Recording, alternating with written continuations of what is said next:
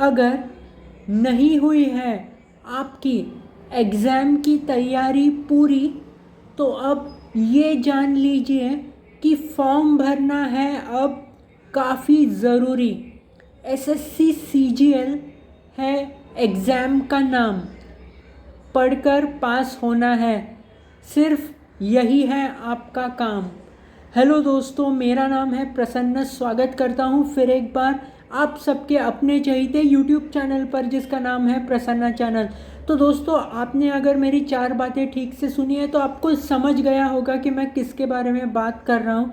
हालांकि मैंने अपनी बातों में आपको बता ही दिया है, तो बता देता हूँ कि एसएससी सीजीएल यानी स्टाफ सिलेक्शन कमीशन की जो कंबाइंड ग्रेजुएट लेवल एग्ज़ाम होती है, इसका नोटिफिकेशन आया था 24 जून को, और नोटिफिकेशन आकर अभी लगभग 1 हफ्ता बीत चुका है।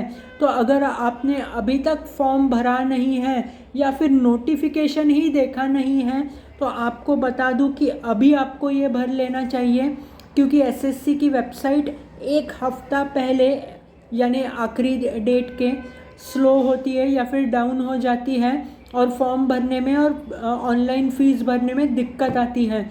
तो आपको सबसे पहले अभी फॉर्म भर देना चाहिए 1-2 दिन में, और फिर आराम से पढ़ाई कीजिए, क्योंकि पढ़ाई करने के लिए टाइम होता है, लगभग 2-3 महीने का टाइम होता है और फॉर्म भरने के बाद। तो दोस्तों, अगर आप कोई कॉम्पिटिटिव एग्ज़ाम के लिए पढ़ाई कर रहे हैं, जैसे कि कैट, सी मैट, जी मैट, स्नैप, या फिर रेलवेज़, LIC, IBPS, SBI, तो आप इस एग्ज़ाम को ज़रूर दे सकते हैं, क्योंकि एसएससी सीजीएल की एग्ज़ाम काफ़ी रिकॉग्नाइज्ड है ऑल ओवर इंडिया। या फिर आप अगर गवर्नमेंट जॉब को एम कर रहे हैं, जैसे कि आपको ED, income tax, intelligence bureau, Railways वगैरह में आपको जॉब चाहिए, तो आप इस एग्ज़ाम को ज़रूर दे सकते हैं। तो दोस्तों, बढ़ते हैं, आपको स्क्रीन पर भी अभी कुछ आ रहा होगा, और डिटेल में हम जान लेंगे आगे वीडियो में। चैनल में नए आए हैं तो लाइक, शेयर और सब्सक्राइब ज़रूर करना, ताकि आपको नोटिफिकेशंस मिलते रहें। तो बढ़ते हैं वीडियो की तरफ और मिलते हैं वीडियो के पार मेरी पर्सनल ओपिनियन के साथ। सबसे पहला पॉइंट है नेशनैलिटी। तो आपको भारतीय होना चाहिए, या फिर आप नेपाल से हैं, भूटान से हैं, या फिर आप इनमें से किसी देश से हैं, जैसे कि Pakistan, Sri Lanka, Kenya, Uganda, Tanzania, ज़ैम्बिया, Malawi, Vietnam, Ethiopia. तो इनमें से किसी देश से है। तो और अगर आपको अब भारत में सेटल होना है, आप भारतीय हैं और आपको अभी इसके बाद भारत में सेटल होना है, तो आप इस एग्ज़ाम को दे सकते हैं। तो अब दोस्तों, दूसरा पॉइंट है एज एंड रिलैक्सेशन का। तो अभी आपको स्क्रीन पर आ रहा होगा कि कई तरीके के एजेस है इसके लिए, ये पोस्ट के ऊपर डिपेंड करता है। तो कुछ के लिए 18 to 27 है एज का क्राइटेरिया, कुछ पोस्ट्स के लिए 18 to 30 है, 18 to 32 भी है, और मोस्टली कई सारे पोस्ट्स के लिए 20 to 30 है मिनिमम और मैक्सिमम एज को। तो पोस्ट देखकर, और आप अगर इस क्वालिफ़िकेशन में या फिर जो क्राइटेरिया है उसमें फ़िट हो रहे हैं, तो आप अप्लाई कर सकते हैं उस पोस्ट के लिए। इसके बाद दोस्तों, रिलैक्सेशन का पॉइंट है, तो ये भी आपको स्क्रीन पर आ रहा होगा। आप अगर SC ST के हैं तो आपको 5 साल का रिजर्वेशन मिलेगा, OBC के लिए 3 साल का है। तो डिटेल में स्क्रीन पर है आपके, वो आप चेक कर सकते हैं। मैं कुछ इम्पॉर्टेंट बता रहा हूँ। विडोज़ के लिए 35 ईयर्स तक का है, और अगर आप विडो SC और ST से होंगे तो आपको और थोड़ा रिजर्वेशन है, सॉरी रिलैक्सेशन है, तो आप इसे ज़रूर देख सकते हैं। दोस्तों, अब बात करते हैं क्वालिफ़िकेशन के बारे में। तो सारी पोस्ट्स के लिए लगभग आपको ग्रेजुएट होना चाहिए, यानी आपके पास ग्रेजुएशन की डिग्री होना काफ़ी ज़रूरी है। लेकिन कुछ ऐसे पोस्ट्स हैं जैसे JSO, जिसे जूनियर स्टैटिस्टिकल ऑफिसर कहा जाता है, वहाँ पर आपको ग्रेजुएट तो होना चाहिए, लेकिन आपको 12वीं में यानी 12th में कम से कम 60% मार्क्स होने चाहिए मैथ्स में। अगर है तो आप इस पोस्ट के लिए अप्लाई कर सकते हो, JSO के लिए। नहीं है तो किसी और पोस्ट के लिए अप्लाई करना। एक और पोस्ट है रिसर्च असिस्टेंट इन NHRC यानी नेशनल ह्यूमन राइट्स कमीशन। तो इसमें आपको कम से कम ग्रेजुएट होना चाहिए और कुछ ऐसे स्किल्स होने चाहिए कि जैसे अगर आपने डिग्री लॉ में ली है या फिर HR में ली है तो आप इस पोस्ट के लिए अप्लाई कर सकते हैं। इसके साथ आपको कम से कम 1 साल का रिसर्च का अनुभव होना चाहिए किसी रिकॉग्नाइज्ड यूनिवर्सिटी या फिर किसी रिसर्च इंस्टीट्यूट में, तो आप इस पोस्ट के लिए अप्लाई कर सकते हो। और जैसे मैंने आपको पहले ही बताया, बाकी सारी पोस्ट्स के लिए आपके पास ग्रेजुएशन की डिग्री होना चाहिए, वो मैंडेटरी है। अब बढ़ते हैं नेक्स्ट पॉइंट की तरफ, जो है फोटो एंड साइन। तो आपको जो फोटो है तो आपको कैमरा में स्ट्रेट देखना है, आपके चेहरे के ऊपर इनफ यानी बहुत अच्छा लाइट होना चाहिए, और पीछे की जो बैकग्राउंड है वो काफ़ी प्लेन होनी चाहिए, यानी लगभग पीछे कुछ ना हो या फिर दीवार हो, ऐसा चल जाएगा। आपको कोई कैप या फिर हैट नहीं पहननी है, चश्मा नहीं लगाना है फ़ोटो निकालने के वक्त, कोई मास्क नहीं रखना है, और जो साइन होती है, जो मतलब आप सिग्नेचर करते हैं, वो 10 से लेकर 20 KB के बीच में होना चाहिए, ब्लर नहीं होना चाहिए, ठीक से दिखाई देना चाहिए। और मैं यही सजेस्ट करूँगा कि जब आप साइन करें तो ब्लैक पेन से कीजिएगा। तो दोस्तों अब 5वां पॉइंट मैं आपको बता रहा हूँ कि फ़ीस का है। तो इस एग्ज़ाम के लिए जो एग्ज़ाम फ़ी है ये सिर्फ 100 रुपये यानी 100 रुपीज़ है। अगर आप इसमें भी अगर आप एक वुमन है यानी महिला कैंडिडेट है तो आपको ये एग्ज़ाम फ्री है, यानी कोई एग्ज़ाम फ़ी नहीं है, बस आपको फॉर्म भर के सबमिट करना है और एग्ज़ाम को जाना है। या फिर अगर आप SC ST से हैं या फिर PWBD यानी पर्सन विद बेंचमार्किंग डिसेबिलिटीज़ से हैं तो भी ये आपको एग्ज़ाम फ्री है। ये डिटेल्स जो है ये मैंने www.ssc.gov.in वहाँ से जो नोटिफिकेशन है वहाँ से लिए हैं, तो आप नोटिफिकेशन को ज़रूर विज़िट करना। SSC CGL का नोटिफिकेशन है तो ये आप देख लेना, तो आपको पूरा अंदाज़ा आ जाएगा। अब बढ़ते हैं नेक्स्ट पॉइंट की तरफ। तो नेक्स्ट पॉइंट है एग्ज़ाम सेंटर। तो आपको 3 सेंटर्स के नाम बताने पड़ेंगे जो आपके करीब है।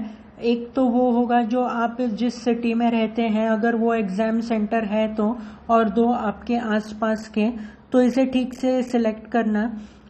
अब अगला जो पॉइंट है वो है एग्ज़ाम का। तो एग्ज़ाम Tier 1 और Tier 2 में होगी। Tier 1 में लगभग 100 सवाल होंगे और जिनका वेटेज है 200 मार्क्स का, यानी एक सवाल का अगर आप जवाब देंगे तो आपको 2 मार्क मिलेंगे, और अगर गलत जवाब देते हैं तो नेगेटिव मार्किंग है जिसमें आधा अंक कट जाएगा। इसमें 100 सवालों को डिवाइड बाय 4 आपको करना है, क्योंकि इसमें Tier 1 में 4 सेक्शन होंगे, English, general awareness, quantitative aptitude और रीजनिंग। सबके लगभग 25 सवाल होंगे और एक सेक्शन में 25 सवाल होंगे। और जैसे मैंने आपको बताया, सही जवाब देते हो तो 2 मार्क मिलेंगे, नेगेटिव मार्किंग है तो 0.5 कट जाएगा। तो 25 × 2 50 और यानी 50 सवाल 50 मार्क्स, और इंटू 4 जो सब्जेक्ट्स हैं तो कुल मिलाकर 200 होते हैं। अब इसके बाद दोस्तों Tier 2 के बारे में बात करेंगे। तो ये लगभग 2.5 घंटे का है Tier 2। तो इसमें दोस्तों सेशंस होंगे, सेशन 1 फिर सेशन 2, ऐसे 2 सेशंस हैं। तो पेपर 1 पेपर 2, तो ये इसके बारे में आपको बताता हूँ कि पेपर 1 सबके लिए है, सारी पोस्ट्स के लिए है, और पेपर 2 सिर्फ JSO और SI की पोस्ट के लिए है। अगर आपने JSO और SI के लिए नहीं अप्लाई किया है तो सिर्फ आपको पेपर 1 ही देना है, पेपर 2 नहीं देना है। तो पेपर 1 में जैसे मैंने आपको बताया 2 सेशंस हैं। तो सेशन 1 में पहला सेक्शन है 1 घंटे का, जिसमें मैथ्स के 30 सवाल होंगे और रीजनिंग के 30 सवाल होंगे। यानी कुल मिलाकर 60 सवाल। अगर आप सही जवाब देते हो तो आपको 3 अंक मिलेंगे, अगर गलत जवाब दिया तो 1 अंक कट जाएगा, यानी नेगेटिव मार्किंग है एक -1 का। तो 60 सवाल इंटू 3 यानी 180 मार्क हुए। अब दूसरा जो सेक्शन है इसमें वो भी 1 घंटे का है। इंग्लिश के इसमें 45 सवाल होंगे और जनरल अवेयरनेस यानी जीके के 25 सवाल होंगे। तो इसमें कुल मिलाकर 70 क्वेश्चन है और 70 इंटू 3 यानी 210 मार्क्स होते हैं। इसके बाद 15 मिनट का सेक्शन 3 होगा जिसमें कंप्यूटर से जुड़े हुए सवाल पूछे जाएंगे। 20 सवाल होंगे, 20 इंटू 3 यानी 60 मार्क्स का होगा। इसके बाद दोस्तों जो सेशन 2 है इसमें डेटा एंट्री की स्पीड टेस्ट ली जाएगी, तो जिसमें आपको एक टास्क दिया जाएगा और उसे आपको करना है। ये क्वालिफाइंग नेचर की टेस्ट है ऐसा बताया जा रहा है। अब जिन्होंने पेपर 2 के बारे में बात करते हैं तो पेपर 2 उनके लिए है जिसने JSO यानी जूनियर स्टैटिस्टिकल ऑफिसर और SI के लिए अप्लाई किया है। तो स्टैटिस्टिक्स का 2 घंटे का पेपर रहेगा, 100 सवाल होंगे और 100 इंटू 2 यानी 200 मार्क्स होंगे। अब बढ़ते हैं कि एग्जाम सेंटर की तरफ अगर आप जा रहे हो टीयर 1 या टीयर 2 देने, तो आपके पास क्या क्या डॉक्यूमेंट्स होने चाहिए। तो एडमिट कार्ड होना चाहिए, इनमें से कोई 2 यानी Aadhaar card, PAN card, driving licence, voter ID card, passport और इनके ओरिजिनल और जेरोक्सेस होने चाहिए आपके पास, और 2 फोटो होने चाहिए। जब भी एग्जाम सेंटर पर जाना तो पेन ज़रूर लेकर जाना, 1-2 पेन्स, और रफ सॉल्विंग के लिए वो आपको शीट देते हैं तो आपको वो तो नहीं कैरी करना है। अब बताता हूँ आपको कि पढ़ना क्या चाहिए आपको इसमें। तो मैं कुछ टॉपिक्स के नाम बताता हूँ, बाकी के लिए आप नोटिफिकेशन को रेफर कर सकते हैं। जहाँ तक मैथ्स की बात है तो मैथ्स में time and distance, time and work, percentage, फिर प्रॉफिट एंड लॉस, इसके बाद simple interest, compound interest, probability के सवाल होते हैं, ट्रिग्नोमेट्री, फिर इसके बाद अलजेब्रा, ज्योमेट्री, मेंशुरेशन, एरिया, फिर पाई चार्ट या फिर बार चार्ट, हिस्टोग्राम, ये सब होता है, वॉल्यूम, सरफेस एरिया। तो ये लगभग हो सकते हैं। जहाँ तक रीजनिंग की बात है तो इसमें सीरीज हो सकती है या फिर एनालॉजी, कोडिंग डिकोडिंग के सवाल होते हैं, ब्लड रिलेशंस, मिरर इमेजेस, तो लगभग ये सब होता है। जहाँ तक इंग्लिश की बात है तो इंग्लिश का जो भी ग्रामर होता है जैसे एक्टिव, पैसिव वॉइस, फिर टेंस वगैरह, तो ये सब होता है। कॉम्प्रिहेंशन होता है, तो इंग्लिश में ये होता है जितना भी पूरा ग्रामर होता है। जहाँ तक जीके की बात है, जनरल अवेयरनेस में, तो इसमें करंट अफेयर्स होते हैं या फिर हिस्ट्री, ज्योग्राफी, सिविक्स, फिर साइंस से जुड़े हुए सवाल, इकोनॉमिक्स से जुड़े हुए सवाल, तो इन सब को आप पढ़कर जा सकते हैं। पहले ssc.nic.in ये वेबसाइट हुआ करती थी SSC CGL के लिए या फिर CHSL के लिए, लेकिन अब नई वेबसाइट है ssc.gov.in। ये स्क्रीन पर आपको नाम आ रहा होगा, तो यहाँ पर जाकर आपको फॉर्म भरना है। कोई भी डाउट आता है तो नीचे कमेंट बॉक्स में आप कमेंट कर सकते हैं, और आशा करता हूँ कि आप को ये एग्ज़ाम में सक्सेस मिले। मेरी तरफ से बेस्ट ऑफ लक। जब भी एडमिट कार्ड आ जाएगा मैं एक वीडियो डाल दूँगा इस पर। तो आज के वीडियो में बस इतना ही। वीडियो देखने के लिए बहुत बहुत शुक्रिया and thanks for watching and best of luck.